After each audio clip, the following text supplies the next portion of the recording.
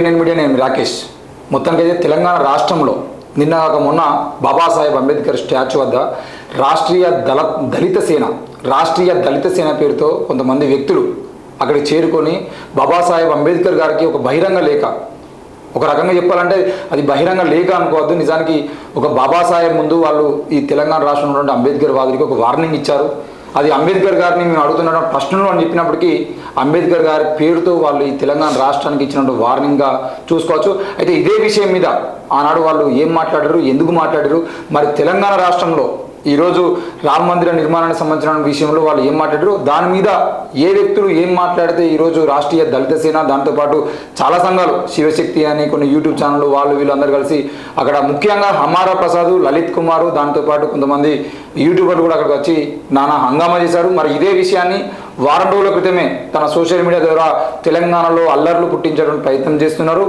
మరి ఈ అల్లర్లకు కారణం ఏంటి, వీటన్నిటిని తెలంగాణ కాంగ్రెస్ అంటే తెలంగాణలో ఉన్న కాంగ్రెస్ పార్టీ, దాంతోపాటు ఇక్కడ ఉన్న అధికారులు, పోలీసులు అందరూ స్పందించి ఆ అల్లర్లు రాకుండా చూసుకోవాల్సినటువంటి బాధ్యత పోలీసుల మీద ఉందని చెప్పేసి సోషల్ మీడియా వేదికగా అందరికీ హెచ్చరించినప్పటికీ పట్టించుకోలేదు. మరి ఈరోజు వాళ్ళు నిజంగానే వచ్చి బాబాసాహెబ్ దగ్గర ఆ నినాదాలు చేయడము, గొడవలు చేయడం లాంటివి చేశారు. ఈ క్రమంలో మనతో మాట్లాడడానికి ముందుగానే వార్నింగ్ ఇచ్చినటువంటి, అంటే ఇక్కడ హిందుత్వం పేరుతో దాడులు చేసేటువంటి ప్రయత్నం చేస్తున్నారని చెప్పేసి ఈ తెలంగాణ సమాజానికి ముందే చెప్పినటువంటి వీసీకే పార్టీ రాష్ట్ర అధ్యక్షులు జిల్గర్ శ్రీనివాస్ గారు ఉన్నారు. అన్న, వెల్కమ్ టు ఎన్ఎన్ మీడియా. జై భీమ్. అన్న, మీరు చూశారు మొన్న జరిగినటువంటి నానా హంగామా అంతా చూశారు. దానికన్నా ముందే మీరు సోషల్ మీడియాలో పోస్ట్ కూడా పెట్టారు. కత్తి పద్మారావు సార్కు సంబంధించిన విషయంలో అక్కడ ఆంధ్రప్రదేశ్లో వీళ్ళు ఏమీ చేయలేక ఇక్కడికి వచ్చి తెలంగాణలో గొడవలు పుట్టించి తెలంగాణలో రాజకీయాలు చేయాలనే ప్రయత్నం చేస్తున్నారు. దీని మీద నేను ముందే చెప్తున్నా అని చెప్పేసి ఒక వార్నింగ్ ఇచ్చారు. అయినప్పటికీ ఎవరు పట్టించుకోలేదు. కానీ మొత్తంగా అయితే మీరు చెప్పినట్టుగా అక్కడ ఒక ధర్నా జరిగింది, అక్కడ నిరసన కార్యక్రమం జరిగింది. ఇదంతా ఎందుకు చేస్తున్నారు, ఏం చేస్తున్నారు అని అసలు? అందరికీ జై భీమ్. ఏం లేదు రాకేష్, యాక్చువల్గా ఈ వరప్రసాద్, లలిత్ కుమార్, ఇంకా కొంతమంది అనే ఒక గ్రూప్ని ఆర్ఎస్ఎస్ బీజేపీ తయారు చేసింది. ఇలాంటి గ్రూప్ని దేశవ్యాప్తంగా అన్ని రాష్ట్రాలలో తయారు చేసింది. తమిళనాడులో కొంతమంది, కర్ణాటకలో కొంతమంది, మహారాష్ట్రలో కొంతమంది, ఒరిస్సాలో కొంతమంది, ఇట్లా దేశవ్యాప్తంగా అంబేద్కర్ రైట్లని లక్ష్యంగా చేసుకొని అంబేద్కర్ భావజాలం మీద దాడి చేయటానికి కొన్ని గ్రూపుల్ని ఆర్ఎస్ఎస్ బీజేపీ ప్రమోట్ చేసింది. అంటే ఎంప్లాయ్ చేసింది యాక్చువల్గా వాళ్ళని. అందులో భాగంగా తెలంగాణ ప్రాంతంలో ఈ ముగ్గురు నలుగురు కలిసి ఈ కార్యక్రమం చేస్తున్నారు. యాక్చువల్గా తెలంగాణకి కత్తి పద్మారావుకి సుమారు ఒక 300-400 కిలోమీటర్ల దూరం ఉన్నది. ఎందుకంటే కత్తి పద్మారావు ఉన్నది పొన్నూరులో, గుంటూరు జిల్లాలో. కత్తి పద్మారావు గారు చేసిన కామెంట్స్ మీద లేదా ఆయన ప్రసంగం మీద అభ్యంతరం చెప్పాలనుకుంటే ఆంధ్రాలో చెప్పాలి, లేదా పొన్నూరులో చెప్పాలి. కానీ ఆంధ్రాకి వెళ్లకుండా, తెనాలికి వెళ్లకుండా హైదరాబాద్లో వీళ్ళు ఆందోళన కార్యక్రమానికి పిలుపునిచ్చారు. వరప్రసాద్ది ఆంధ్రనే, లలిత్ కుమార్ది ఆంధ్రనే. అట్లాగే ఇప్పుడు ఎవరైతే హైదరాబాదులో ధర్మం పేరు మీద, సనాతన ధర్మం పేరు మీద, అట్లాగే హిందుత్వ పేరు మీద వైలెంట్గా దాడులకి సిద్ధమని, అవసరమైతే చంపేస్తామని బెదిరింపులు చేస్తూ ఒక అలజడి సృష్టిస్తున్నారు. వాళ్ళంతా ఆంధ్ర ప్రాంతానికి సంబంధించినటువంటి వాళ్ళు.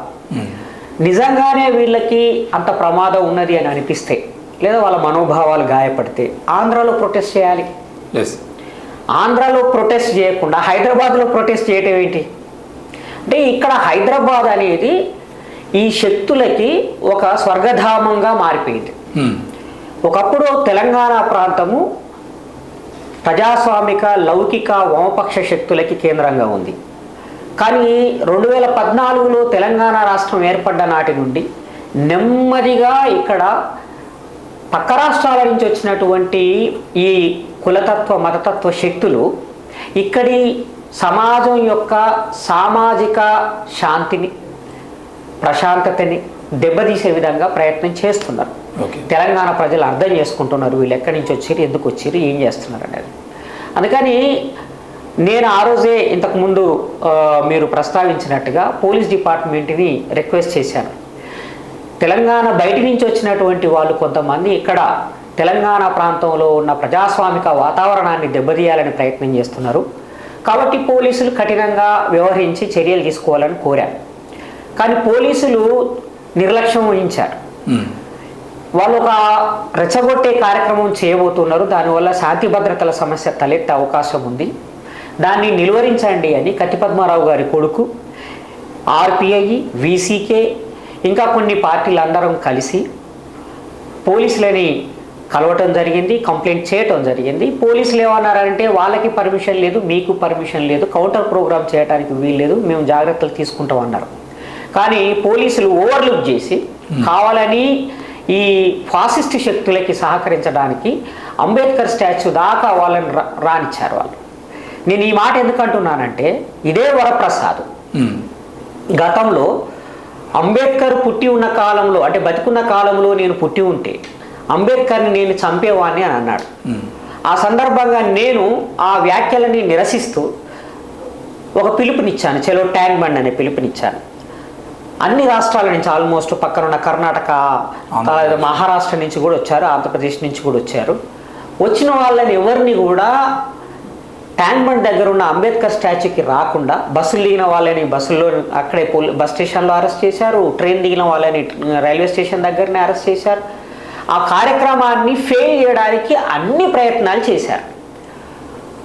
మమ్మల్ని, అంటే మా ఉద్యమాన్ని అణచివేయడానికి పోలీసులు ఎంత ప్రత్యేక శ్రద్ధతో పనిచేసారో అంత ప్రత్యేక శ్రద్ధతో ఈ వరప్రసాద్ అని లలిత్ కుమార్ కంపెనీ చేసిన, అంటే ముఠా చేసినటువంటి కార్యక్రమాన్ని అడ్డుకోవడానికి అంత శ్రద్ధ చూపెట్టలే. అంటే పోలీసు యంత్రాంగంలో ఉన్నటువంటి the pro RSS, pro BJP mind set ఉన్నటువంటి వాళ్ళు ఎవరైతే ఉన్నారో పోలీస్ అధికారులు, వాళ్ళు సహకరిస్తున్నారు అనేది దీన్ని బట్టి మనకు అర్థం అవుతా ఉన్నారు. అంటే అది కాంగ్రెస్ పార్టీకి తెలిసిందా, లేదంటే ఇప్పుడు ఎందుకంటే కాంగ్రెస్ పార్టీ అధికారం ఉన్నది, వాళ్ళ పార్టీని కాదని చెప్పేసి అధికారులు చేసేటువంటి అవకాశం ఉంటుందా, లేదంటే కాంగ్రెస్ పార్టీ కూడా వాళ్ళ సపోర్ట్ చేస్తుందా? సో కాంగ్రెస్ పార్టీకి ప్రతి చిన్న విషయం తెలియదు యాక్చువల్గా, ఎందుకంటే ఇది పోలీసులు చూసుకోవాల్సినటువంటి శాంతి భద్రతల సమస్య, ఇది రాజకీయ సమస్య కాదు. కానీ వీళ్ళు ఏం చేసిరంటే, లలిత్ కుమార్ అండ్ కంపెనీ ఏం చేసిందనంటే దీన్ని శాంతి భద్రతల సమస్యగా మార్చాలి మనము అని వాళ్ళు వాళ్ళ వీడియోలోనే చెప్పుకున్నారు. సో శాంతి భద్రతల సమస్యగా మార్చడం అంటే ఏంటిది, అల్లరి సృష్టించటం, అది లా అండ్ ఆర్డర్ ఇష్యూ కిందికి వస్తుంది. సో పోలీసులు వాళ్ళు తీసుకోవాల్సిన చర్యలు వాళ్ళు తీసుకోవాలి. సో నేనేమంటున్నానంటే పోలీసుల వైఫల్యం కూడా ఉన్నది మొన్న జరిగినటువంటి కార్యక్రమంలో. అది నేను పోలీసుల్ని ఇప్పటికైనా రిక్వెస్ట్ చేస్తున్నాను, తెలంగాణేతర ప్రాంతాల నుండి వచ్చినటువంటి వాళ్ళు తెలంగాణలో పెడుతున్నటువంటి ఈ మత చిచ్చుని, ఈ కుల చిచ్చుని అడ్డుకోవడానికి కఠినంగా వ్యవహరించాలని మా పార్టీ తరఫున విజ్ఞప్తి చేస్తున్నారు. ఇంతకుముందు మీరు ఒక మాట అన్నారు, ఆంధ్రప్రదేశ్కు సంబంధించినటువంటి ఈ వ్యక్తులు ఆంధ్రప్రదేశ్లో నిరసన తెలుపకుండా, కత్తి పద్మారావు గారిని ఆంధ్రప్రదేశ్, వీళ్ళది ఆంధ్రప్రదేశ్, లలిత్ కుమార్ అండ్ మన హమారా ప్రసాద్, అదే వరప్రసాద్, ఇద్దరిది ఆంధ్రప్రదేశ్. మరి ఆంధ్రప్రదేశ్ నుండి వచ్చి ఇక్కడ ఎందుకు చేస్తున్నారు, ఆంధ్రాలో ఎందుకు చేయలేకపోతున్నారు అనేది మీరు సమాధానం చెప్పండి. నేను ఎందుకు చెప్తున్నా అంటే నా సమాధానం అది అర్థం కావాలి అందరికీ. ఓకే, ఆంధ్ర అనేది కోస్టల్ ఏరియా, సుమారు ఒక 100-200 సంవత్సరాల పాటు బ్రిటిష్ వాళ్ళ పాలనలో ఉంది. అక్కడ అన్ని కంపెనీలు వచ్చాయి, ఈస్ట్ ఫ్రెంచ్ కంపెనీ వచ్చింది, డచ్ కంపెనీ వచ్చింది, రకరకాలైన కంపెనీలు వచ్చి క్రైస్తవ ప్రచారం జరిగింది అక్కడ. ఓకే, దానివల్ల అన్ని కులాలలో ఉన్న వాళ్ళు క్రిస్టియానిటీలో ఉన్నారు. కమ్మవాళ్ళు క్రిస్టియానిటీలో ఉన్నారు, కాపులు క్రిస్టియానిటీలో ఉన్నారు, రెడ్లు, బ్రాహ్మణులు, దళితులు, మాలమాదిగలు, గిరిజనులు, ప్రతి ఒక్కరు క్రైస్తవ మతంలో ఉన్నారు. సోకాల్డ్ లలిత్ కుమార్ ఎవరైతే ఉన్నారో ఆ వ్యక్తి కూడా క్రిస్టియానిటీలోనే పుట్టి పెరిగిన వ్యక్తి.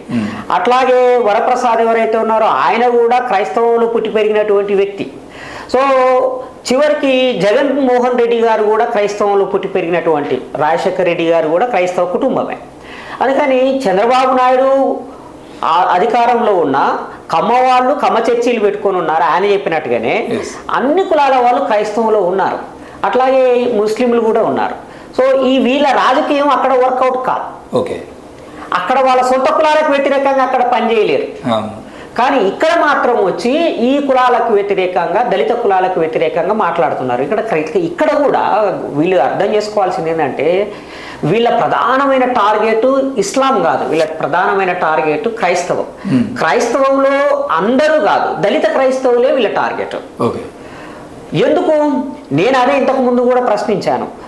ఇక్కడ రెడ్డి క్రైస్తవులు ఉన్నారు, గుంటూరు పల్లెలు ఉన్నాయి, వాళ్ళు చర్చిలు కట్టుకొని క్రైస్తవ ప్రచారం చేసుకుంటున్నారు. అందులో రెడ్ల అంటే గుంటూరు నుంచి వచ్చిన రెడ్లు, గుంటూరు నుంచి వచ్చిన కమ్మవాళ్ళు, విజయవాడ నుంచి వచ్చినటువంటి కాపులు, కమ్మలు అందరూ కూడా ఇక్కడ క్రైస్తవాన్ని ప్రాక్టీస్ చేస్తున్నారు తెలంగాణలో. ఇక్కడ తెలంగాణలో క్రైస్తవాన్ని ప్రచారం చేస్తున్నది అగ్రకులాలకు సంబంధించినటువంటి వాళ్ళే. నిజంగా వీళ్ళకు చిత్తశుద్ధి ఉంటే వీళ్ళు వాళ్ళకు వ్యతిరేకంగా పోరాటం చేయాలంటున్నా నేను.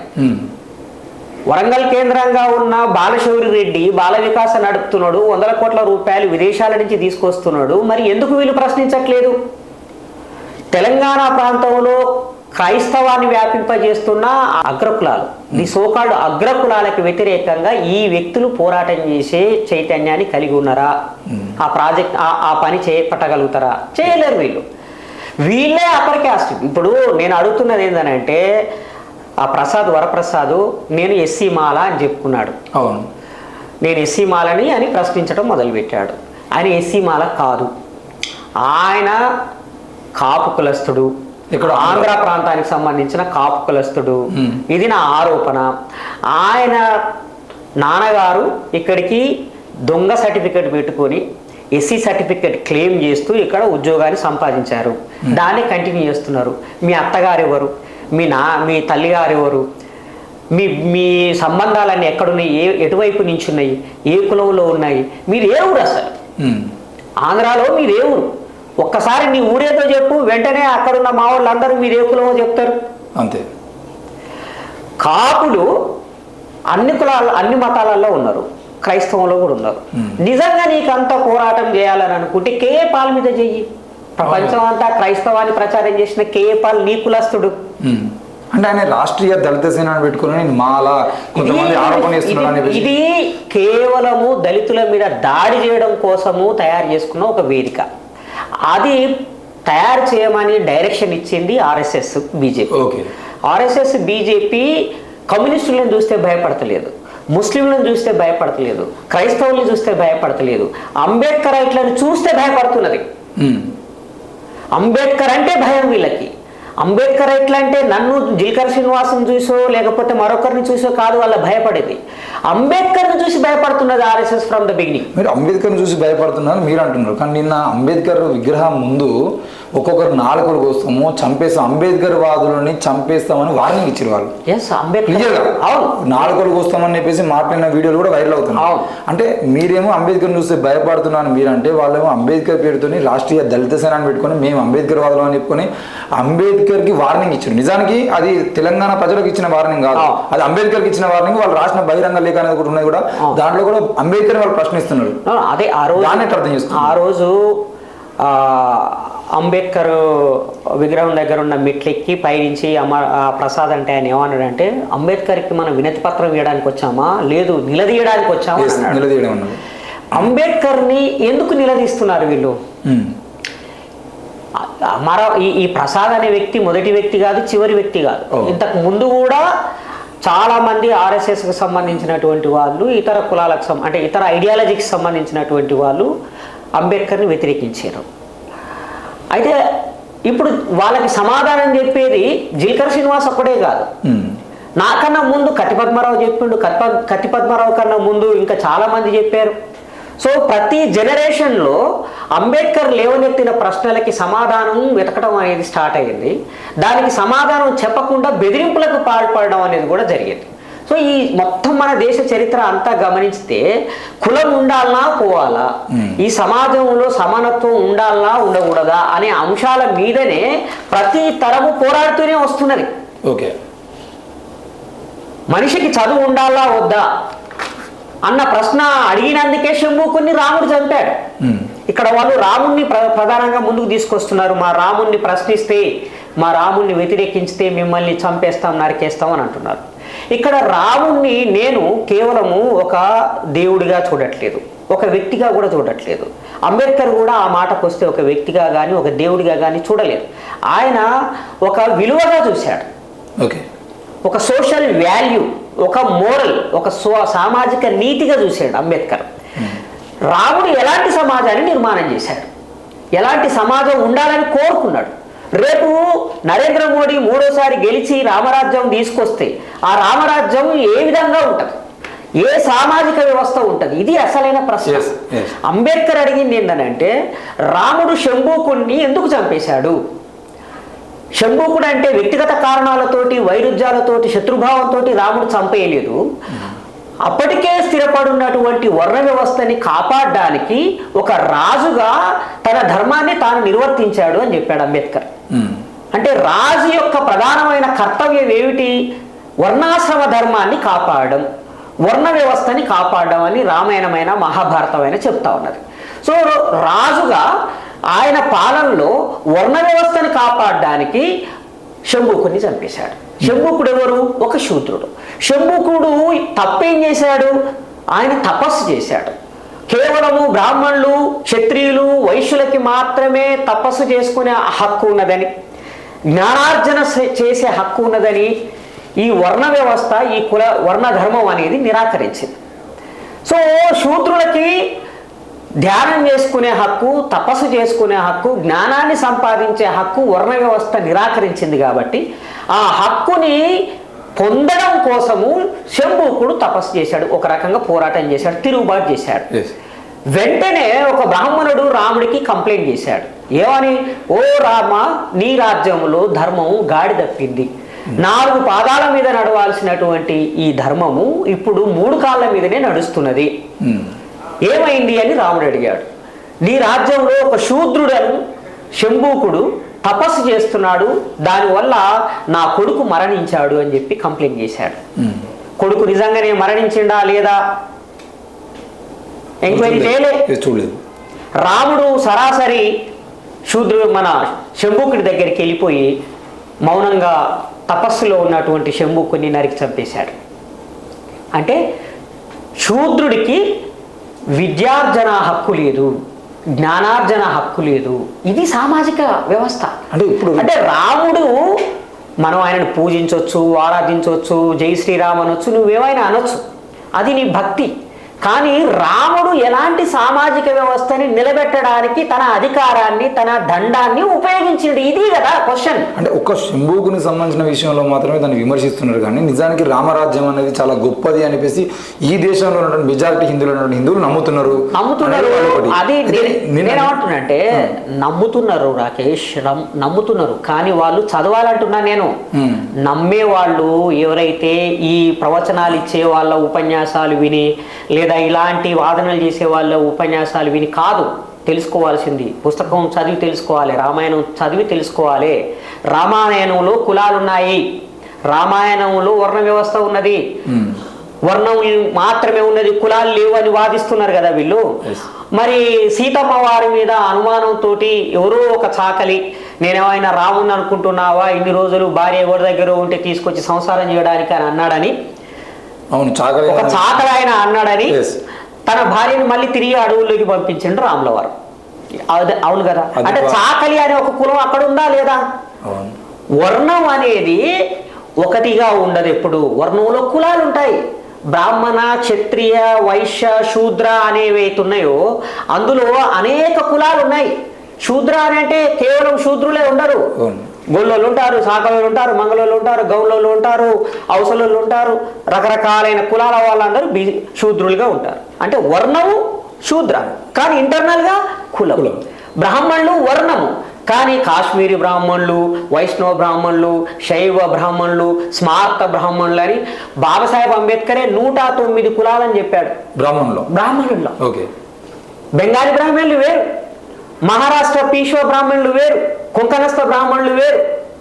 సో బ్రాహ్మణులు అనే వాళ్ళు ఒక వర్ణము, కానీ బ్రాహ్మణులు అంతర్గతంగా అనేక కులాలు ఉన్నాయి. క్షత్రియులు ఉన్నారు, వాళ్ళు ఒక వర్ణము. ఎవరు క్షత్రియులు? రెడ్లు క్షత్రియులు అని చెప్పుకుంటున్నారు, వెలుమల క్షత్రియులే అని చెప్పుకుంటున్నారు, కమ్మవాళ్ళు క్షత్రియులే, రాజపూతులు క్షత్రియులే. ఇప్పుడు రేపు కాపులు మేము కూడా క్షత్రియులమే, అట్లా ఆరకటికే వాళ్ళు మేము కూడా క్షత్రియులమే అని చెప్పుకుంటున్నారు. సో వర్ణం అనేది ఉంటుంది, దాంట్లో మళ్ళీ కులం ఉంటుంది. సో ఈ కోవట్లు ఉన్నారు, కోవట్లో కూడా అనేక తేడాలు ఉన్నాయి, లోపల ఇంటర్నల్ గా కులాలు ఉన్నాయి. చాలా మందికి తెలియదు ఆ విషయం. అందుకని వర్ణం అనేది కులంగా మారిందని అన్నాడు అంబేద్కర్. ఇక టాపిక్ డైవర్ట్ అయినట్టు అనిపిస్తుంది. డైవర్ట్ కాలేదు ఈ వాదన, దీనికి వీళ్ళకి రిలవెంట్. వీళ్ళు ఏమంటున్నారంటే వర్ణ వ్యవస్థ మాత్రమే ఉన్నది, కుల వ్యవస్థ లేదు, వర్ణ వ్యవస్థ చాలా గొప్పది, దాన్ని మనం కాపాడుకోవాలి, తిరిగి తెచ్చుకోవాలి అనే ఒక ఆర్గ్యుమెంట్ని ఆర్ఎస్ఎస్ బీజేపీ దేశంలో ప్రచారం చేస్తున్నది. అదే ప్రచారాన్ని ఈ సనాతన ముఠా ద్వారా, ఈ సనాతన ఫాసిస్ట్ ముఠా ద్వారా ప్రచారం చేస్తుంది. చాలా సార్లు అసలు నిజానికి రామునికి సంబంధించిన భగవద్గీత, భాగవతం ఏ దాంట్లో కూడా కులం లేదు అనేది నేను ఒకటే అడుగుతున్నాను రాకేష్. ఆనంద్ నీలకంఠన్ అసుర అనే పుస్తకం రాశాడు. అదే ఆనంద్ నీలకంఠన్ మహాభారతం మీద 2 వాల్యూమ్స్ రాశాడు. పాచికలాటకి ప్రారంభం, అజేయుడు అని 2. ఆ పుస్తకాల్లో కుల వ్యవస్థని సమర్థించడానికి రామాయణ మహాభారతాలు జరిగాయి అని రాశాడు. నిజంగా వీళ్ళకి చిత్తశుద్ధి ఉంటే ఆనంద్ నీలకంఠన్ మీద యుద్ధం ప్రకటించాలి. అంతే. ఇప్పుడు బాబాసాహెబ్ ప్రశ్నించారంటే ఆనంద్ నీలకంఠన్ ప్రశ్నించాలి. ఎందుకు ఆనంద్ నీలకంఠన్ మహాభారతాన్ని మొత్తము తిప్పి చెప్పాడు? సుయోధనుడిని దుర్యోధనుడు అని ఎందుకు ప్రచారం చేశారు? ఎందుకంటే సుయోధనుడు కుల వ్యవస్థని వ్యతిరేకించాడు కాబట్టి. పాండవులు ఎందుకు గొప్ప వాళ్ళని ప్రచారం చేస్తున్నారు వీళ్ళు? పాండవులు వర్ణ వ్యవస్థని, కుల వ్యవస్థని కాపాడడానికి ప్రయత్నం చేశారు, వాళ్ళ అధికారాన్ని ఉపయోగించారు కాబట్టి అని ఆనంద్ నీలకంఠన్ చెప్తున్నాడు. ఎట్లా ఏకలవ్యుడు తన బొటనవేలు కోల్పోయాడో, ఎట్లా ఏకలవ్యుడు ఈ పాండవులకి ఎదురుగా నిలబడి యుద్ధం చేయాల్సిన వాడు అడవుల్లోకి ఒక నిషాదుడిగా వెళ్ళిపోయి జీవితాన్ని నాశనం చేసుకున్నాడో రాశాడు ఆనంద్ నీలకంఠన్. ఇదే శ్రీకృష్ణుడు ఏకలవ్యుని చంపిన విషయాన్ని ఆనంద్ నీలకంఠన్ రాశాడు. ఏకలవ్యుడి గురించి అందరు చెప్తారు, కానీ ఏకలవ్యుని చంపింది ఎవరో చెప్పరు. ఏకలవ్యుని చంపింది శ్రీకృష్ణుడు. ఎందుకు చంపాడు? సుయోధనుడి బిడ్డని శ్రీకృష్ణుడి కొడుకు రేప్ చేశాడు.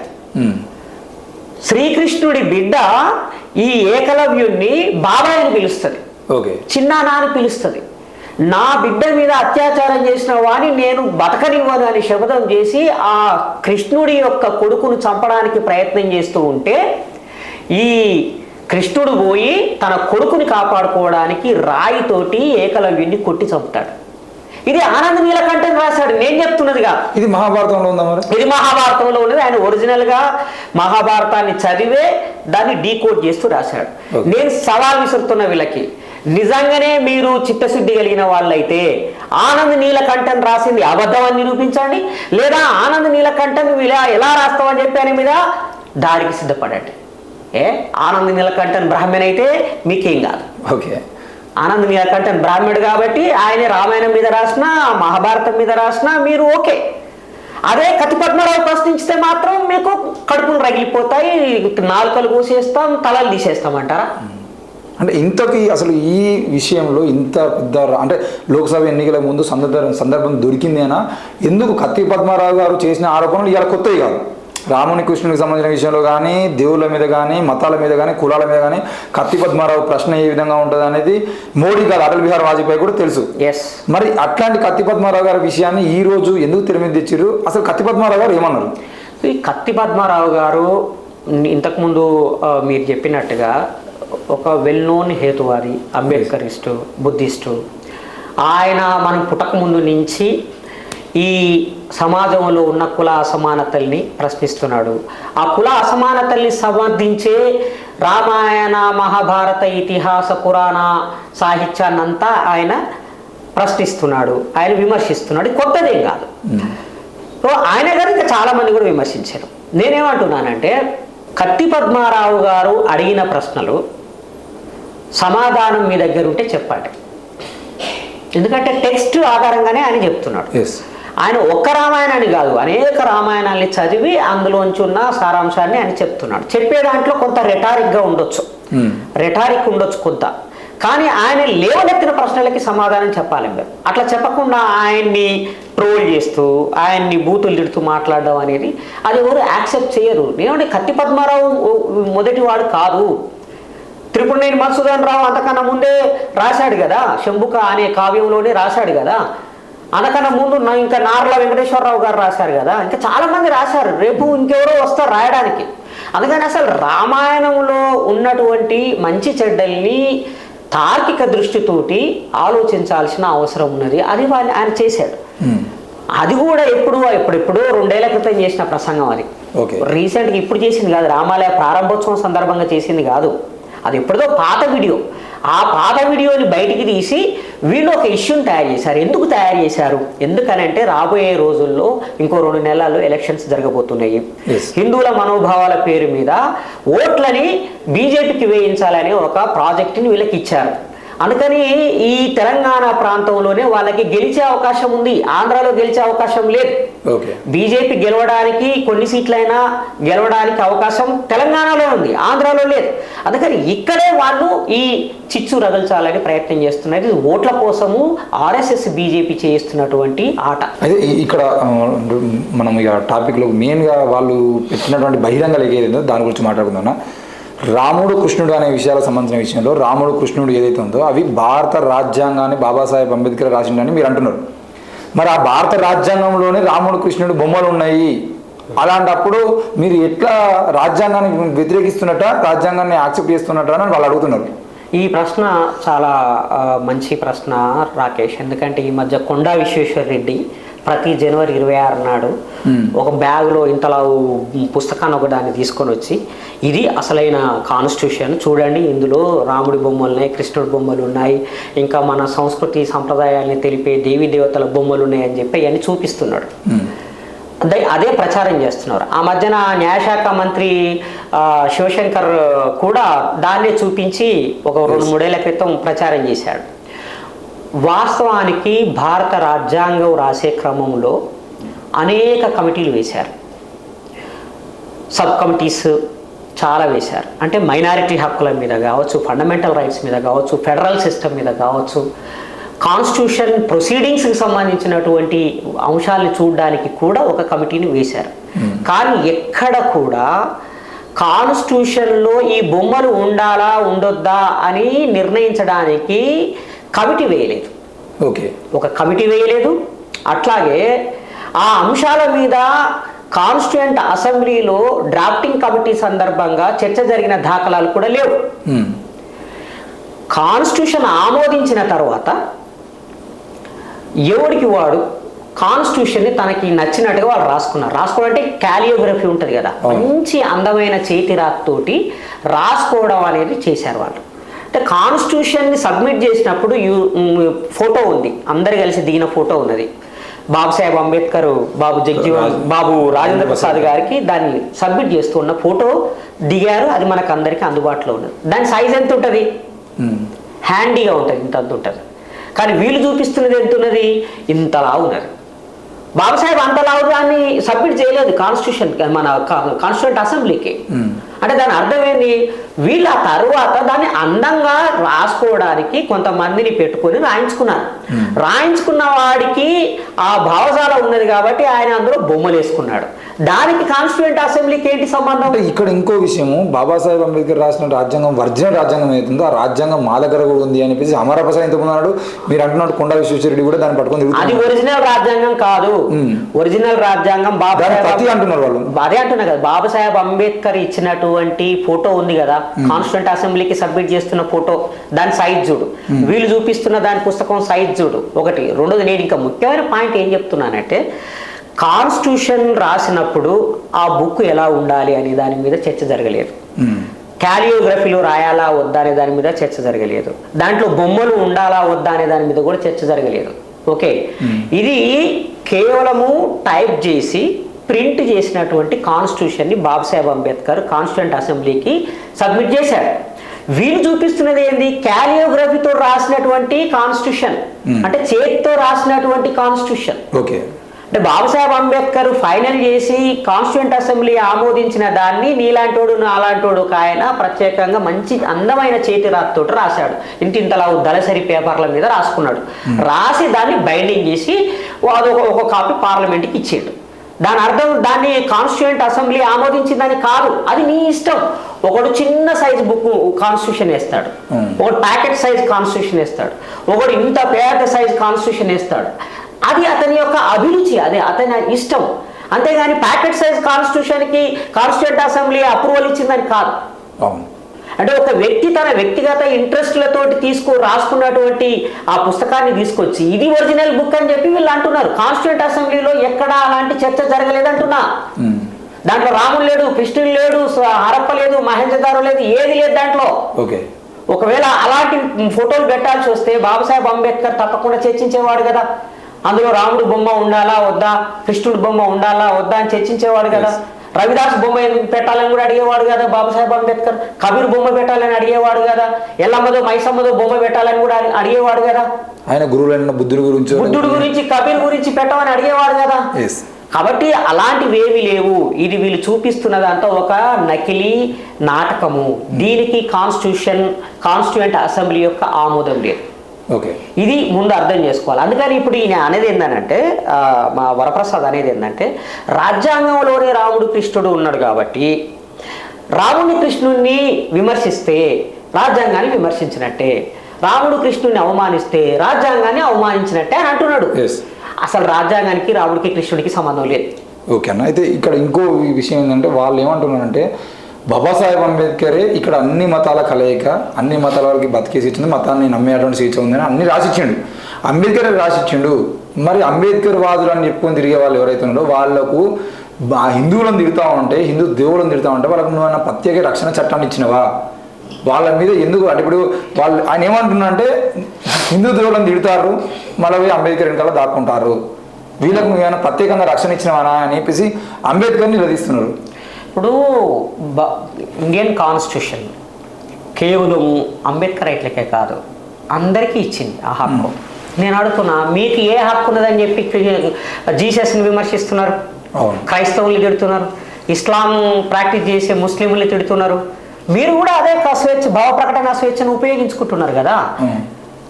బాబాసాహెబ్ అంబేద్కర్ వెనకాల దాక్కొని అంబేద్కర్ రైట్లు హిందూ మతం మీద దాడి చేస్తున్నారు, వాళ్ళని నీకు ప్రత్యేకంగా రక్షణ ఇచ్చినావా అని అడుగుతున్నారు. నేనేమంటున్నానంటే కేవలం అంబేద్కర్ రైట్లకి మాత్రమే కాదు, ప్రతి ఒక్కరికి తనకి నచ్చిన విషయాన్ని చర్చించే అధికారాన్ని కాన్స్టిట్యూషన్ ఇచ్చింది, భావ ప్రకటన స్వేచ్ఛనిచ్చింది. ఆర్టికల్ 19 ప్రకారంగా ఎవరైనా ఏ విషయం మీదనైనా మాట్లాడవచ్చు. ఆ భావ ప్రకటన స్వేచ్ఛని హరించడం నేరం. నీకు క్రిస్టియానిటీ నచ్చలేదు, నువ్వు విమర్శిస్తున్నావు. నీకు ఇస్లాం నచ్చలేదు, నువ్వు విమర్శిస్తున్నావు. లేదు నాకు బ్రాహ్మణిజం నచ్చలేదు, నేను విమర్శిస్తున్నా. హిందూ మతంలో ఉన్న తప్పులు ఉన్నాయి, నేను విమర్శిస్తున్నా. విమర్శించటం అనేది భావ ప్రకటన స్వేచ్ఛకి ఇంకొక రూపం. ఓకే, అది కాన్స్టిట్యూషనల్ రైట్. కేవలం నా గురించే మాట్లాడుతున్నావు, నువ్వు కూడా తిడుతున్నావు కదా తెల్లారులేస్తే క్రైస్తవుల్ని. ఎన్ని యూట్యూబ్ ఛానల్ పెట్టి తిడతలేరు క్రైస్తవుల్ని, ముస్లింలు ఎన్ని యూట్యూబ్ ఛానల్ పెట్టి తిట్టట్లేదు. మీరు డైరెక్ట్గా లైవ్ టీవీలో డిబేట్లలో తిడుతున్న వాళ్ళు ఉన్నారు కదా. మరి నీకెవరు ఇచ్చిరా హక్కు? కాన్స్టిట్యూషన్ ఇచ్చింది. అయితే ఇది ఎంతవరకు అని అంటే శాంతి భద్రతల సమస్య తలెత్తనంత వరకు మనం ఏ విషయాన్నైనా చర్చించవచ్చు. దానికి అంబేద్కర్ని బదనాం చేయడం ఎందుకు? అంబేద్కర్ గారు ఇది ఆలోచించే ఇచ్చారు. ఈ విషయాన్ని అర్థం చేసుకోవాలి. ఎందుకనంటే 1000 సంవత్సరాల నుంచి నోరు విప్పి మాట్లాడడానికి హక్కు లేనటువంటి వాళ్ళకి వాళ్ళ అభిప్రాయాలని స్వేచ్ఛగా చెప్పుకునే స్వేచ్ఛనివ్వాలి అని పెట్టాడు.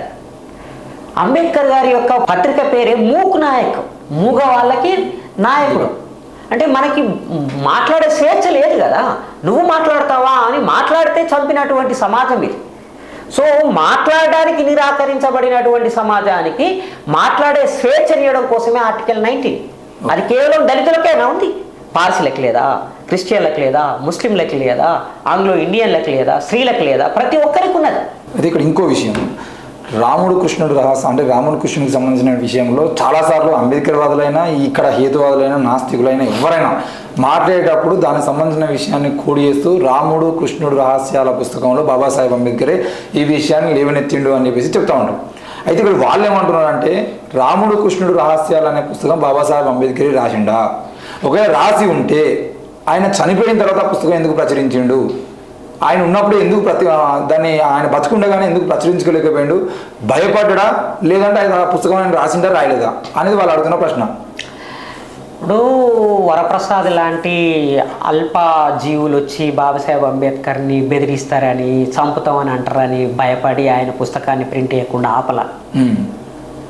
ఈయన మాటలే అంటాడు. ఆ రోజు అంబేద్కర్ కారు మీద పెట్రోల్ బాంబులు విసిరారు, కిరోసిన్ బాంబులు విసిరారు ఆ రోజుల్లోనే. ఇదేమి అంబేద్కర్ గారిని చంపుతామని బెదిరించిన వాళ్ళు ఈయన ఇవ్వడం మొదటోడు కాదు. ఆయన బతుకున్న కాలంలోనే ఆయనని చంపాలని చాలా ప్రయత్నం చేశారు. చివరికి సావర్కర్ వాళ్ళ తమ్ముడు అగార్కర్ ఒక పెద్ద టీంని తయారు చేసి ఆయన మీద హత్య ప్రయత్నం చేయాలని ప్లాన్ చేసినట్టుగా కూడా వార్తలు వచ్చినాయి. సో అందుకని అంబేద్కర్ గారు చావుకు భయపడి తన అభిప్రాయాల్ని దాచుకోలేదు. మేమందరం ఇంత ధైర్యంగా ఎందుకు మాట్లాడుతున్నాం అని అంటే అంబేద్కర్ గారి స్ఫూర్తితో మాట్లాడుతున్నాం. ఆయన చావుకు భయపడి ఎప్పుడు కూడా తన అభిప్రాయాలను దాచుకోలేదు. చచ్చిపోతాం, ఎవరైనా చచ్చిపోతారు. నేనైనా చచ్చిపోతా, వరప్రసాద్ అయినా చచ్చిపోతాడు.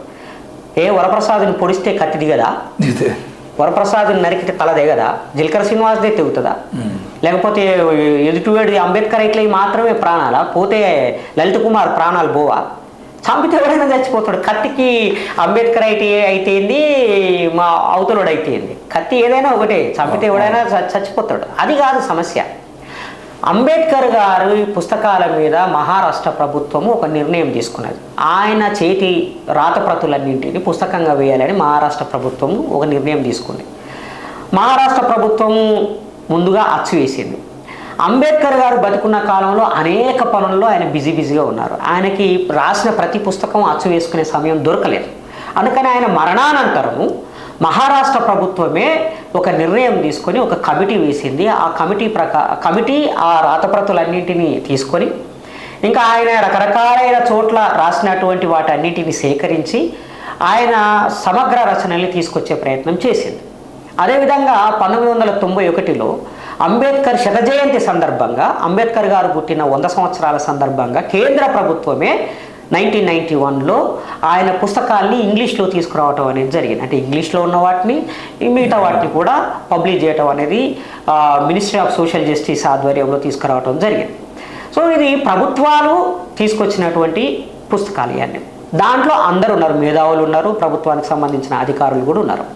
నేనేమంటున్నానంటే అంబేద్కర్ గారు రాసినటువంటి పుస్తకాల మీద మీకు అనుమానం ఉంటే మీరు మహారాష్ట్ర ప్రభుత్వాన్ని ఛాలెంజ్ చేయండి.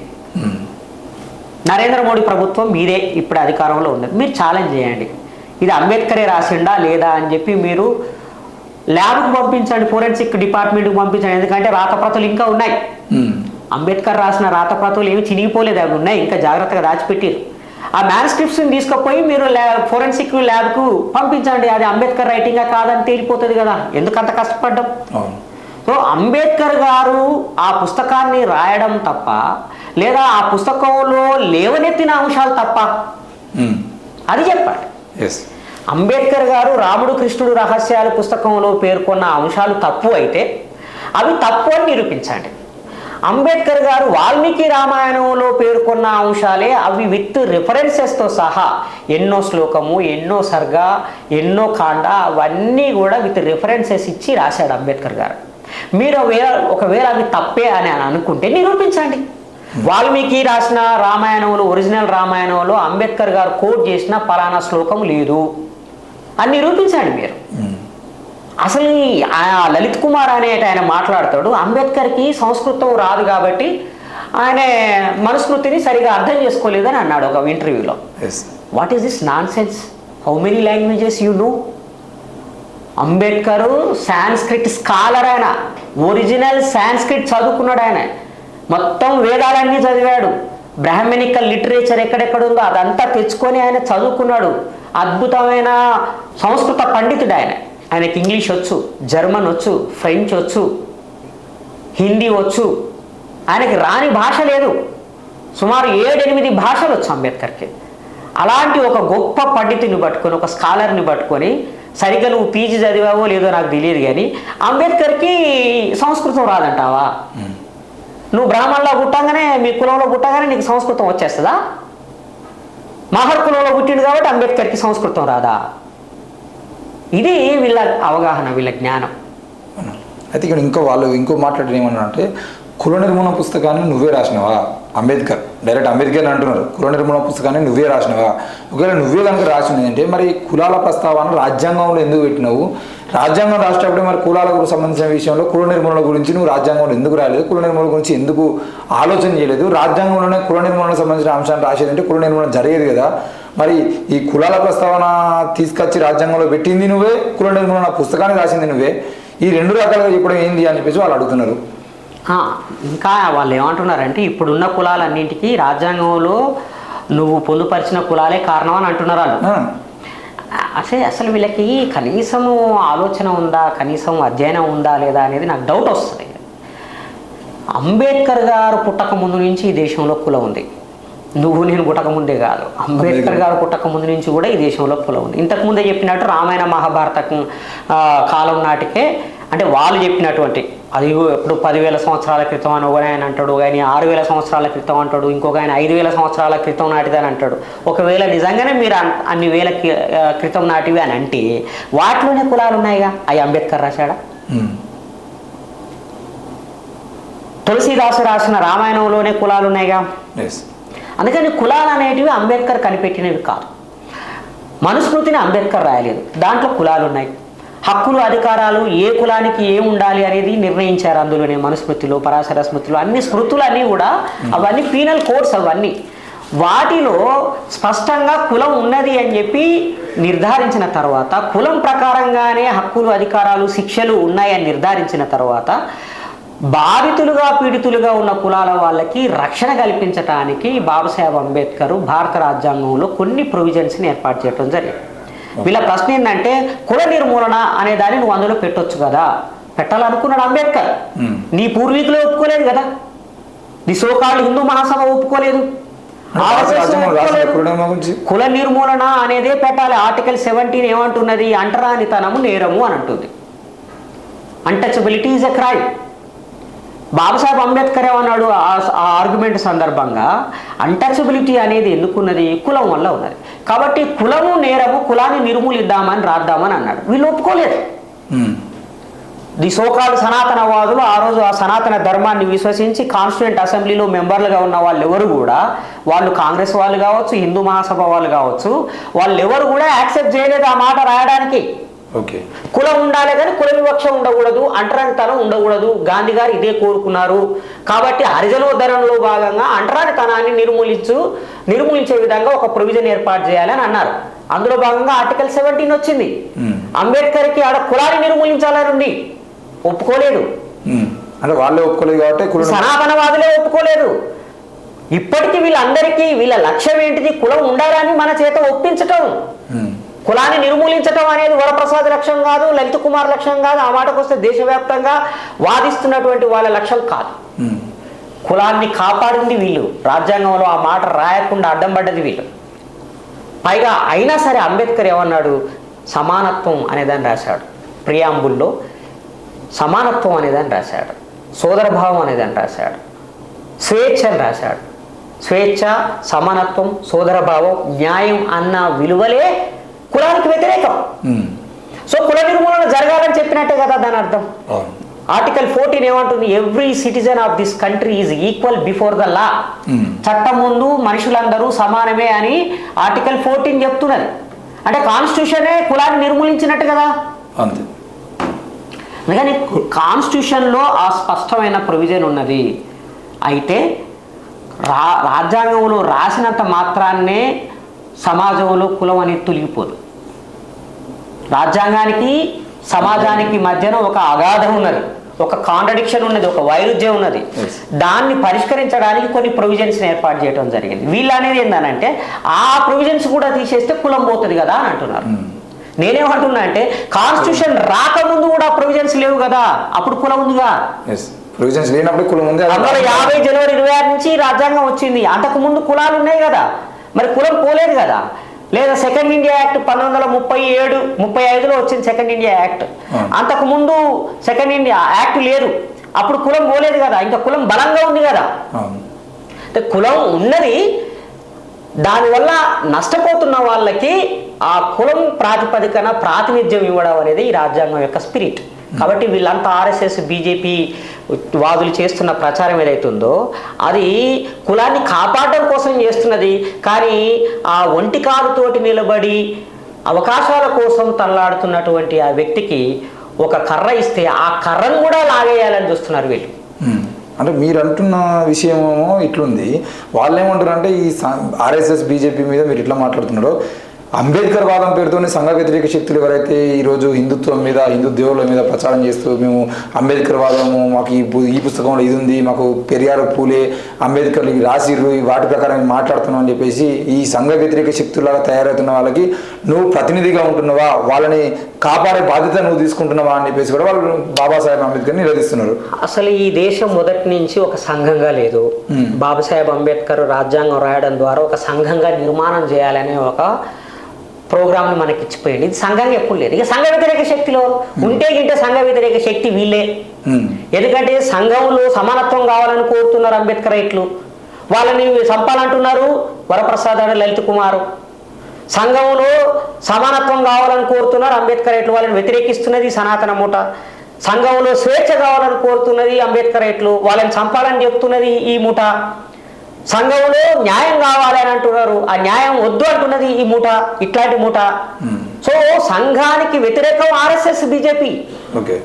వీళ్ళు ఒక అసాంఘిక శక్తులు. అసలు అసాంఘిక శక్తులే మమ్మల్ని అసాంఘిక శక్తులు అంటున్నారు. ఇది ట్రాజిడీ. యాక్చువల్గా హింసకు పాల్పడ్డది ఎవరు? RSS, BJP. బాబ్రీ మసీద్ విధ్వంసానికి పాల్పడ్డది ఆర్ఎస్ఎస్, బీజేపీ. ఆ సందర్భంగా 5,000 మంది ఊచకోతకి కారణమైంది ఆర్ఎస్ఎస్, బీజేపీ. అల్లర్లకి కారణమైంది ఆర్ఎస్ఎస్, బీజేపీ. రోహిత్ వేముల చావుకి కారణమైంది ఆర్ఎస్ఎస్, బీజేపీ. మారుతిరావు ప్రణయ్ని చంపడానికి కారణమైంది కూడా ఆర్ఎస్ఎస్, బీజేపీ. అమృతని ప్రేమించినందుకు ప్రణయ్ని చంపితే మారుతిరావుని తీసుకుపోయి బీజేపీ వేదికల మీద కూర్చోబెట్టుకున్నది. హుజూర్ నగర్ ఎన్నికల్లో వేదికల మీద ప్రచారం చేయించింది. అంటే దానికి అర్థం ఆర్ఎస్ఎస్, బీజేపీ కదా. ప్రేమల్ని వ్యతిరేకించింది ఆర్ఎస్ఎస్, బీజేపీ. సో అందుకని సంఘ వ్యతిరేక శక్తి ఏదైనా ఉన్నది అని అంటే ఈ దేశంలో ఆర్ఎస్ఎస్, బీజేపీ. పేరు వాళ్ళది సంఘ్, కానీ వాళ్ళు సంఘ వ్యతిరేకులు. ఓకే అన్న, ఇక సంఘ వ్యతిరేక సంబంధించిన విషయం పక్కన పెడితే వాళ్ళు బాబాసాహెబ్ అంబేద్కర్ని ప్రశ్నిస్తున్నటువంటి విషయంలో క్లియర్గా ఈ భారత రాజ్యాంగంని నువ్వే రాసినావు అని నువ్వు అంటున్నావు. భారత రాజ్యాంగాన్ని రాసినప్పుడు ఇందులో అందరికీ మత స్వేచ్ఛ ఉంది అని చెప్పేసి రాసింది నువ్వే. మరి మత స్వేచ్ఛ ఉంది అని రాసినప్పటికీ కూడా మళ్ళా నువ్వు చివరిలో బౌద్ధం అనే దాన్ని తీసుకుంటూ 22 ప్రమాణాలు చేస్తూ రాముడు, కృష్ణుడు మొదలైనటువంటి దేవతలు ఎవరైతే ఉండో వాళ్ళందరినీ నమ్మను అని చెప్పేసి సంఘ వ్యతిరేక శక్తుల్ని తయారు చేసింది, హిందూ వ్యతిరేక శక్తుల్ని తయారు చేసిందే బాబాసాహెబ్ అంబేద్కర్. మరి ఇక్కడ మత స్వేచ్ఛ ఇచ్చి మతాలను ఎవరికి నచ్చిన మతాన్ని వాళ్ళు పాటించుకోమని చెప్పి మళ్ళీ నువ్వు ఇట్లా సంఘ వ్యతిరేక శక్తుల్ని, హిందూ వ్యతిరేక శక్తులను తయారు చేయడం ఎంతవరకు కరెక్ట్ అని చెప్పేసి వాళ్ళు అడుగుతున్నారు. ఇప్పుడు నేను దాన్నే రివర్స్ అడుగుతా ఉన్న ప్రశ్న ఒకటి. హిందువుగా ఉన్న వాళ్ళు ఎవరు కూడా జీసస్ని ప్రార్థించకూడదు అని వీళ్ళు అంటున్నారు, జీసస్ని విమర్శిస్తున్నారు. ఇస్లాంని ప్రాక్టీస్ చేయకూడదు, మసీదులకి పోకూడదు, లేదంటే అల్లాని ఆరాధించకూడదు అని చెప్పి వీళ్ళు అంటా ఉన్నారు. మరి అదెట్లా తప్పు, అదెట్లా కరెక్ట్? అంటే ఒక మతంని ఆచరించేటప్పుడు ఇతర మతాలకు సంబంధించిన సంప్రదాయాల్ని పాటించకుండా ఉండడం అనేది ఒక పద్ధతి. బుద్ధిజాన్ని స్వీకరిస్తున్నప్పుడు అప్పటిదాకా హిందూ మతంలో ఉన్నవాళ్ళు బుద్ధిజాన్ని స్వీకరిస్తున్నప్పుడు వన్స్ మీరు బుద్ధిస్టులుగా మారినాక ఆ హిందూ మతంలో ఉన్న దేవి దేవతల్ని ఆరాధించకూడదు, పూజించకూడదు అనేది ఒక పద్ధతి. అది తప్పెట్లయితుంది? 22 ప్రమాణాలు చేయించాడు. ఆ ప్రమాణాల్లో నేను రాముని పూజించాను, కృష్ణుని పూజించాను, హిందూ దేవీ దేవతల్ని పూజించాను అని చెప్తున్నాడు. అది తప్పెట్లయితుంది? నిజంగానే నువ్వు అంత సహనం కలిగిన వాడివైతే హిందువులు జీసస్ని పూజించవచ్చు అని నువ్వు చెప్పు, హిందువులు అల్లాని పూజించవచ్చు అని నువ్వు చెప్పు. నువ్వేమో అది వద్దంటావు, కానీ బుద్ధిస్టులు మాత్రం రాముడిని పూజించాలి, కృష్ణుని పూజించాలి అని అంటావా? అదే స్పెసిఫిసిటీ. మతం అంటేనే అది. మతం అంటే ఆ మతంలో ఉన్న నియమాల ప్రకారంగా జీవించటం. బౌద్ధ మతంలో వేరే మతాలకు సంబంధించినటువంటి దేవీ దేవతల్ని పూజించటము, ఆరాధించటం అనేది నిషిద్ధం. క్రైస్తవంలో ఉన్నవాడు ఇతర మతాల దేవీ దేవతల్ని ఆరాధించడు, హిందూ మతంలో ఉన్నవాడు ఇతర మతాల్లో ఉన్నటువంటి దేవీ దేవతల్ని కానీ లేదంటే సంస్కృతి సంప్రదాయాల్ని కానీ ఆచరించడు. అదే కదా మతం అంటే. నువ్వు బౌద్ధాన్ని స్వీకరిస్తున్న సందర్భంగా 22 ప్రతిజ్ఞలు ఎలా చేయిస్తావు? దాంట్లో రాముడు కృష్ణుని పూజించడం అనే దాన్ని ఎట్లా నువ్వు వ్యతిరేకిస్తావు, ఎట్లా ప్రమాణం చేయిస్తావు అని అంటే ఇదేమన్నా అర్థం ఉన్న ప్రశ్న, ఆర్గ్యుమెంటేనా? అది బౌద్ధం అనేది ఒక మతం. ఈ ముఠా ఏమంటున్నది అంటే అది హిందూ మతంలో ఒక శాఖ అంటున్నారు. హిందూ మతంలో శాఖ కాదు, హిందూ మతానికి వ్యతిరేకమైన సంపూర్ణమైన ఒక మతం అది. బౌద్ధ మతమా? మతం. ఇదేదో జీవన విధానం కానిదే ఉన్నది. ప్రతి మతం జీవన విధానమే. సుప్రీంకోర్టు హిందూ మతాన్ని జీవన విధానం అని చెప్పింది కాబట్టి అది మతం కాకుండా పోయిందా? ఇస్లాం ఒక జీవన విధానం, అది కూడా ఒక మతమే. అయితే ఇక్కడ ఈ 22 సూత్రాలకు సంబంధించిన విషయంలో ఇంతకుముందు మీరు ఉద్యమం చేసినటువంటి సంఘటనే జగిత్యాలలో ఆర్ఎస్ ప్రవీణ్ కుమార్ గారు ఒక కార్యక్రమంలో, బౌద్ధ కార్యక్రమంలో పాల్గొన్న సందర్భంగా ఆయన 22 ప్రమాణాలు చేస్తున్నప్పుడు ఆయన కూడా చేయి చాపి వేదిక మీద ఉన్న వాళ్ళు ప్రమాణాలు చేపిస్తున్నారు, కింద ఉన్నటువంటి గెస్ట్గా వచ్చినటువంటి ఈగిన కూడా ప్రమాణాలు చేసిండు. దాన్ని అప్పుడు పెద్ద వైరల్గా చేసి అసలు ఆ ప్రవీణ్ కుమార్ని ఐపీఎస్ని తొలగించాలి, సెక్రటరీ తొలగించాలి, గురుకులాల మొత్తాన్ని అంటే ఏంది హిందూ వ్యతిరేక శక్తుల్ని తయారు చేస్తున్నారని నానా రకాలుగా ఆయన ఇబ్బంది పెట్టి ఆఖరికి ప్రభుత్వమే ఒత్తిడి తెచ్చడానికి ప్రయత్నం చేశారు. ఆనాటి నుండే ఈ జై భీమ్ జై శ్రీరామ్ మధ్యలో నినాదాలు అంటే గొడవలు స్టార్ట్ అవుతున్నాయి. ఇవి ఇంకెన్ని రోజులు కొనసాగుతాయి? అసలు నేను వీళ్ళని ఏమడుతున్నా అంటే రాకేష్, ప్రతి దసరా సందర్భంగా నాగపూర్లో లక్షలాది మంది వచ్చి ఇవే 22 ప్రమాణాలు చేస్తారు. ఆ లక్షలాది మందిలో పోలీస్ ఆఫీసర్లు ఉంటారు. మహారాష్ట్రలో ఉన్న అన్ని కులాల్లో ఉన్న బుద్ధిస్టులు ఎవరైతే ఉన్నారో, కేవలం దళితులే కాదు, మహార్లే కాదు, బీసీలు కూడా బుద్ధిస్టులు ఉన్నారు, ఇంకా బ్రాహ్మణులు కూడా బుద్ధిస్టులు ఉన్నారు. వాళ్ళందరూ వచ్చి ఇవే 22 ప్రమాణాలు చేస్తారు. ఎస్ఐలు, సిఐలు, కానిస్టేబుళ్ళు, ఐపీఎస్ ఆఫీసర్లు అదే నాగపూర్ మైదానంలో నిలబడి 22 ప్రమాణాలు చేస్తారు. వీళ్ళకి నిజంగా దమ్ముంటే అక్కడ బీజేపీ ప్రభుత్వం ఉందిగా, తీసుకుపోయి ఆ బీజేపీ ప్రభుత్వాన్ని డిమాండ్ చేయమనండి. ఆ ప్రమాణం చేసిన వాళ్ళని, ఐపీఎస్ ఆఫీసర్లని, ఐఏఎస్ని, పోలీస్ ఆఫీసర్లని సస్పెండ్ చేయమని చెప్పి డిమాండ్ చేయమని. ఆర్ఎస్ ప్రవీణ్ కుమార్ గారికి ధైర్యం లేక ఆయన వెనక్కి తగ్గాడు. నేను బరాబర్ చేస్తా ఆ ప్రమాణం, ఎందుకంటే అది నా తండ్రి బాబాసాహెబ్ అంబేద్కర్ ఇచ్చిన ప్రమాణం. అది నా ఇష్టం, నేను పూజించానని చెప్పే హక్కు నాకున్నది. నిన్ను పూజించొద్దు అంటే తప్పు. వరప్రసాద్ నువ్వు రాముని పూజించొద్దు అంటే నాకు తప్పు. లలిత్ కుమార్ నువ్వు కృష్ణుని పూజించొద్దు అంటే నాకు తప్పు. నేను పూజించను అని చెప్తున్నారు. అంటే నేనేమంటున్నా అంటే ఆ రోజు ఆర్ఎస్ ప్రవీణ్ కుమార్ గారిని అడ్డుకునేటువంటి ఆయన మీద ఈ రోజు ఎక్కడి వరకు వచ్చింది అని అంటే బాబాసాహెబ్నే వచ్చింది. రానున్న రోజులు ఇంకేం జరుగుతుంది? ఎంత నీ స్థాయి ఎంత, నీ జ్ఞానం ఎంత, నీ బతుకెంత? నువ్వు అంబేద్కర్ని నిలదీసేదా నీ స్థాయి? అంటే అంబేద్కర్ నిలదీయాలంటే ఒక స్థాయి ఉండాలి, 100% ఉండాలి. అంబేద్కర్ వాళ్ళ మతానికి సంబంధించి హిందూ మతానికి నాయకుడుగా ఉన్న గాంధీయే నిలదీయలేదు, సంజాయిషి ఇచ్చుకున్నాడు. హిందూ మతానికి నాయకుడిగా ఉన్న శంకరాచార్యనే నిలదీయలేకపోయాడు. నువ్వు శంకరాచార్యవా అంటే వాళ్ళు నిలదీయలేదు కాబట్టి ఇప్పుడు ఎవరు నిలదీయద్దా? నిలదీయదు. నువ్వు ప్రశ్నించు, ఏం చేస్తావో చెప్పు, నువ్వు విమర్శ ఏం చేస్తావో చెయ్యి. నేను నిలదీస్తున్నా, నువ్వేంది, నీ స్థాయి ఏంది నిలదీయడానికి? అదే మాట మీ నాయకుడు నరేంద్ర మోడీతో చెప్పి, నరేంద్ర మోడీ తోటి నిలదీయమని, కిషన్ రెడ్డితో నిలదీయమని, నేను అంబేద్కర్ నిలదీస్తున్నా అని చెప్పాను. బండి సంజయ్ అని చెప్పాను, అంబేద్కర్ నేను నిలదీస్తున్నా అని చెప్పాను. అమిత్ షా తోటి అనిపించా మాట, అంబేద్కర్ని నిలదీస్తున్నా, అంబేద్కర్ తప్పు, అంబేద్కర్ని మేము ఇక్కడ లేకుండా చేస్తాము అని చెప్పాను. ఇదే నరేంద్ర మోడీ, ఇదే అమిత్ షా అంబేద్కర్ 125వ జయంతి సందర్భంగా పార్లమెంట్లో అంబేద్కర్ని కీర్తిస్తూ మాట్లాడారు. అంబేద్కర్ లేకపోతే ఛాయ్ అమ్ముకుని నేను ఈ దేశానికి ప్రధానమంత్రిని కాకపోదును అని అన్నాడు. అంబేద్కర్ నిర్మించిన ప్రజాస్వామ్య దేవాలయం ఇదని అన్నాడు నరేంద్ర మోడీ. నీ నాయకుడేమో కీర్తిస్తాడు, నువ్వేమో నిలదీస్తావా? నువ్వు నిలదీసే స్థాయా? కనీసం నరేంద్ర మోడీ అయినా ప్రశ్నిస్తే అదొక లెక్క, శంకరాచార్యులు ప్రశ్నిస్తే ఒక లెక్క. చివరికి నువ్వు పోయి కాళ్ళు పట్టుకున్న రామానుజాచార్యులు ఉన్నారు కదా, త్రిదండి చిన్నజీయర్ స్వామి, ఆయన ప్రశ్నిస్తానన్నా ఒక లెక్క. వీళ్ళందరూ కులం ఉండాలని కోరుకునేవాళ్ళు. అయితే ఇక్కడ ఇంకో విషయం మనం అడగాలన్నా, నిజానికి ఈ మధ్య కాలంలో సోషల్ మీడియాలో ఈ వరప్రసాద్ కానీ, ఈ లలిత్ కుమార్ కానీ వాళ్ళని కొన్ని ఛానళ్ళలో కూర్చోబెట్టి వాళ్ళని హైలైట్ చేసే ప్రయత్నం చేసిర్రు. ఆ క్రమంలో ఏం జరిగింది ఏంది అనేది బయట నరేష్ అరెస్ట్ నుండి మీరు చూస్తూనే ఉన్నారు. అయితే శూద్రవర్ణానికి సంబంధించిన విషయంలో ఒక ప్రశ్న, శూద్రవర్ణము అని అంటే పోషకుడు అనే అర్థము అని చెప్పేసి వాళ్ళు చెప్తున్నారు. ఇది ఎంతవరకు నిజం? పోషకులు శూద్రుడినా? ఈ లలిత్ కుమార్ మొన్న పద్మారావుకు సంబంధించిన వీడియోలో మాట్లాడుతూ శూద్ర అనే వర్ణము శ్రామికులు అనే దాని అర్థము, దాన్ని పెద్దగా అవమానించేది కాదు అని అన్నాడు. వీళ్ళందరికీ ఇంకొక నాయకుడు ఉన్నాడు, ఆయన ఢిల్లీలో ఉంటాడు, సుప్రీంకోర్టులో వాదిస్తాడు. సాయి దీపక్ అని ఇంకొక ఆయన ఉన్నాడు. ఆయన ఈ మధ్య ఇదే వాదన చెప్తున్నాడు. శూద్రులు అంటే ఎవరు అంటే వాళ్ళు పోషకులు. ఎవరిని పోషించాలి? పై 3 వర్ణాల వాళ్ళని పోషించాలి. బ్రాహ్మణ, క్షత్రియ, వైశ్య అనే ఈ 3 వర్ణాలని దేవుడు సృష్టించిండు. అయితే వీళ్ళని పోషించడానికి పోషకులు అవసరమయ్యారు. అందుకని దేవుడు శూద్రుల్ని సృష్టించిండు. శూద్రులు అంటే పోషకులు కాబట్టి అది అందరికీ ఆహారం పెట్టేవాళ్ళు, భోజనం పెట్టేవాళ్ళు. ఎంత గొప్ప విషయం. కాబట్టి అది అగౌరవమైన పదం కాదు, అది ఎలాంటి అవమానకరమైన పదం కాదు, గర్వపడాలి మీరని చెప్పి అంటున్నాడు. ఇది ఒట్టి బక్వాస్.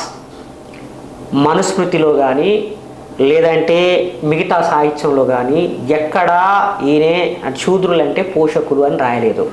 ఓకే, శూద్రులు అని అంటే బానిసలు, వర్ణ సంకరం ద్వారా పుట్టిన వాళ్ళు, తండ్రి ఎవరో తెలియని వాళ్ళు అని దాని అర్థం. నిజంగానే శూద్ర అనే పదము అంటే శూద్రుల యొక్క ప్రధానమైన డ్యూటీ ఏంటంటే పై 3 వర్ణాల వాళ్ళకి నిష్కామ కర్మ చేస్తూ బతకటం. నిష్కామ కర్మ చేస్తూ అని అంటే ఎలాంటి లాభాపేక్ష లేకుండా సేవ చేయటం. వాళ్ళు ఏ పని చెబితే ఆ పని చేయాలి. వాళ్ళు పొలం దున్నమంటే పొలం దున్నాలి, వాళ్ళు ఇంకేం చేయమంటే అది చేయాలి తప్ప ఎలాంటి ఫలితం ఆశించకూడదు. ఎట్టి చాకిరీ చేయాలి అని అర్థం. పొద్దంతా పని చేసి వాళ్ళు ఏమైనా ఇస్తే తీసుకొని పోవాలి తప్ప నేను 8 గంటలు పని చేసినా నా 8 గంటల వేతనం ఇయ్యని అడగడానికి వీల్లేదు. ఇది శూద్రుల యొక్క దుస్థితి.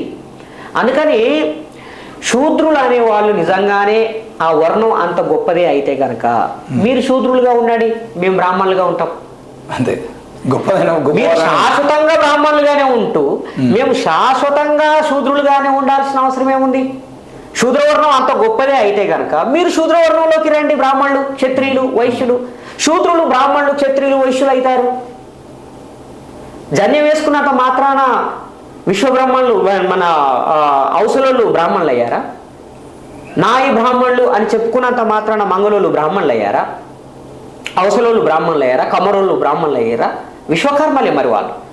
మొత్తం ఈ విశ్వాన్ని నిర్మించింది మేమే అని మా విశ్వకర్మలు అంటారు. వాళ్ళని మీరు బ్రాహ్మణులుగా అంగీకరిస్తున్నారా? శూద్రుల భుజాల మీద నిలబడి పరిపాలిస్తున్నదే ఈ బ్రాహ్మణిజం, ఇదే వర్ణాశ్రమ ధర్మం. అందుకనే శూద్రుల్ని కన్విన్స్ చేయడానికి అందమైన ఆర్గ్యుమెంట్స్ చేస్తూ ఉంటారు, రకరకాలైన భాషా ప్రయోగం చేస్తూ ఉంటారు. బాబాసాహెబ్ అంబేద్కర్ అనిలేషన్ ఆఫ్ క్యాస్ట్లో ఒక మాట అన్నాడు. ఈ దేశంలో 2000 సంవత్సరాలకు పైగా జ్ఞానులము, మేధావులము, పండితులమని చెప్పుకున్న వాళ్ళందరూ వర్ణకుల వ్యవస్థని సమర్థించడానికే తమ జ్ఞానాన్ని ఉపయోగించారు. దానివల్ల బ్రాహ్మణులు ఇక్కడ ఒక మేధో వ్యభిచారానికి పాల్పడ్డారు అన్నాడు బాబాసాహెబ్ అంబేద్కర్. ఇంటలెక్చువల్ ప్రాస్టిట్యూట్స్ వీళ్ళు. ఈ ఇంటలెక్చువల్ ప్రాస్టిట్యూట్స్ కుల వ్యవస్థ ఉండాలని వాదిస్తున్నారు, వర్ణ వ్యవస్థ ఉండాలని వాదిస్తున్నారు. సిగ్గుండాలే. కులం పోరని కాన్స్టిట్యూషన్ చెప్తున్నది. కులం పోరని మేము పోరాడుతా ఉన్నాం. నువ్వు రాముని మొక్కుతావా, కృష్ణుని మొక్కుతావా, నీ ఇష్టం. కులం ఉండాలా పోవాలా చెప్పు, వర్ణం ఉండాలా పోవాలా చెప్పు. అంటే ఇక్కడ వాళ్ళు చివరిగా అంటున్న విషయం ఏంటంటే హిందూ వ్యతిరేక విధానంగా మాట్లాడడమే అంబేద్కర్ వాదం అయితే, అంబేద్కరిస్టులు అనేటోళ్ళు ఇట్లే మాట్లాడితే ఈ అంబేద్కర్ వాదం అనేది ఈ దేశానికి అవసరమా, ఈ అంబేద్కర్ వాదానికి తీవ్రవాదానికి తేడా ఏమున్నది అని చెప్పేసి కూడా అడుగుతున్నారు. అంబేద్కరిజం ప్రజాస్వామ్యవాదం, తీవ్రవాదము. ఆర్ఎస్ఎస్ది తీవ్రవాదము, బీజేపీది తీవ్రవాదము. అంబేద్కర్ రైట్లది కాదు. అంబేద్కర్ రైట్లు సమానత్వాన్ని నమ్ముతున్నారు. మీరు నమ్ముతున్నారా లేదా చెప్పండి. అంబేద్కర్ రైట్లు స్వేచ్ఛను కోరుతున్నారు. మీరు స్వేచ్ఛకు వ్యతిరేకమా కాదా చెప్పండి. అంబేద్కర్ రైట్లు న్యాయాన్ని కోరుతున్నారు, సోదర భావాన్ని కోరుతున్నారు. అది కావాలా వద్దా చెప్పండి మీరు. అంబేద్కర్ రైట్లని తీవ్రవాదులు అనడండి. నిజంగా నీకు దమ్ముంటే అంబేద్కర్ రైట్లు అందరూ తీవ్రవాదులని ప్రకటించండి. అంటే వరప్రసాద్ ప్రకటిస్తే సరిపోతుందా? నరేంద్ర మోడీ చేత ప్రకటించాడు. ఒకవేళ వరప్రసాద్ కాకపోతే నక్సలైట్లను తీవ్రవాదులను ప్రకటించారు. అంబేద్కర్ రైట్లను కూడా తీవ్రవాదులను ప్రకటించండి. ప్రపంచం మీ సంగతి ఏందో చెప్తుంది. ప్రశ్నిస్తే తప్ప, కులం పోవాలని చెప్తే తీవ్రవాదమా, కులాన్ని సమర్థించే సంప్రదాయాల్ని ఆచారాల్ని విమర్శిస్తే తీవ్రవాదమా? ఒకవేళ అది తీవ్రవాదమే అయితే మీరు తీవ్రవాదమే. ఏం చేస్తావో చేసుకో. ఓకే అన్న, ఇంకా చాలా విషయాలు మళ్ళీ మాట్లాడదాం. థ్యాంక్ యూ అన్న. మొత్తానికి అయితే బాబాసాహెబ్ అంబేద్కర్ ఇచ్చినటువంటి భారత రాజ్యాంగానికి సంబంధించిన విషయంలో ఈ మధ్య కాలంలో వరప్రసాద్, లలిత్ కుమార్ లాంటి కొంతమంది హిందుత్వవాదులు వాళ్ళు ఆ రాజ్యాంగాన్ని అడ్డం పెట్టుకుని జరుగుతున్నటువంటి విషయాల్ని ప్రశ్నిస్తున్నట్టుగా అక్కడ బీజేపీ ఆర్ఎస్ఎస్కి పనిచేస్తున్నారు తప్ప ఎక్కడ కూడా వాళ్ళు ఈ దేశంలో సమానత్వం స్వేచ్ఛ కోసం పనిచేయడం అని చెప్పేసి మనతో పాటు కూర్చున్న జిలకర శ్రీనివాస్ గారు అన్నారు. నిజానికి ఈ దేశంలో ఒకవేళ కనుక ఈ అంటే ముఖ్యంగా బాబాసాహెబ్ అంబేద్కర్ విషయంలో కానీ లేదంటే అంబేద్కర్ విషయంలో కానీ మీకు ఏమన్నా తప్పులు కనుక ఉంటే వాటిని ప్రకటించమనండి. నరేంద్ర మోడీ చేతుల మీదనో లేదంటే అమిత్ షానో ఈ రాజ్యాంగానికి సంబంధించిన విషయంలో అంబేద్కర్ విషయంలో లేదంటే అంబేద్కరిస్టుల విషయంలో ఏదున్నా కూడా వాళ్ళ చేత ప్రకటించమనండి. వాళ్ళకు దమ్ములేక మీతో మాట్లాడిస్తున్నారని చెప్పేసి చెప్తున్నారు. మరి ఇదే విషయం మీద దాదాపు బాబాసాహెబ్ అంబేద్కర్ గారికి వాళ్ళు ఒక బహిరంగ లేఖ పేరుతో మొన్న అంబేద్కర్ విగ్రహం దగ్గర ఒక చిన్న నిరసన కార్యక్రమం చేశారు. మరి ఈ చాలా విషయాల్లో ముందుగా లలిత్ కుమార్, హమారా ప్రసాద్, వరప్రసాద్ లాంటి వాళ్ళు ఎన్నోసార్లు ఎన్నో సోషల్ మీడియాలలో పోస్టులు పెట్టినప్పటికీ ప్రతి పోస్టుకి మన మీడియా తరఫున ప్రతి దానికి సమానం చెప్తూనే వచ్చాము. ఇప్పటి వరకు ఏ రోజు కూడా ఇన్నిసార్లు ఇన్ని ప్రశ్నలు పెట్టినా అన్నిటికీ సమానం చెప్తూ మేధావులను కూర్చోబెట్టి వాడికి వివరణ ఇస్తూ ప్రతి అంశం మీద మనం ఇప్పటివరకు సమానం చెప్పడం పరిస్థితి కనబడ్డది. మనం సమానం చెప్పినాం. అయినప్పటికీ ఇప్పటికీ ఒక్కసారన్నా కూడా మీరు ఇంటర్వ్యూలో చెప్పింది తప్పు, మేము బహిరంగ చర్చకు సిద్ధము, మేము ఇప్పటికీ అడుగుతున్నాం మా మీడియా తరఫున, మీరు ఈ విషయాల మీద మాట్లాడుతున్న విషయాల మీద మేము మళ్ళీ అవసరమైతే కత్తి పద్మారావు గారితోనైనా, జిలకర శ్రీనివాస్ గారితోనైనా, దిగంబర్ కాములితోనైనా, లేదంటే బైర్ నరేష్ అయినా, రాజేష్ రింజర్లు అయినా, ఇంకా ప్రొఫెసర్ కాశీంనైనా, ఇంకెవరినైనా తీసుకొచ్చి బహిరంగంగా మీతో మాట్లాడడానికి సిద్ధంగా ఉన్నాం, మీరు చర్చ చేయడానికి సిద్ధమా అని చెప్పేసి అడుగుతున్నాం. దానికి ఇప్పటివరకు ఎవరు స్పందించలేదు. 1-2 సార్లు మనం ఫోన్ చేసినా కూడా వాళ్ళు రెస్పాండ్ అయిన పరిస్థితి లేదు.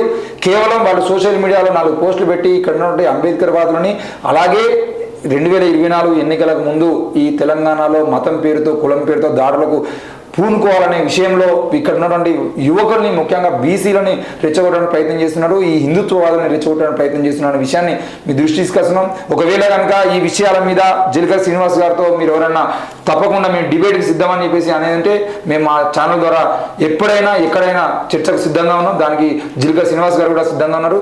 కింద వచ్చేటువంటి ఫోన్ నెంబర్కి మీరు సంప్రదించండి. Thank you. చూస్తూనే ఉండండి.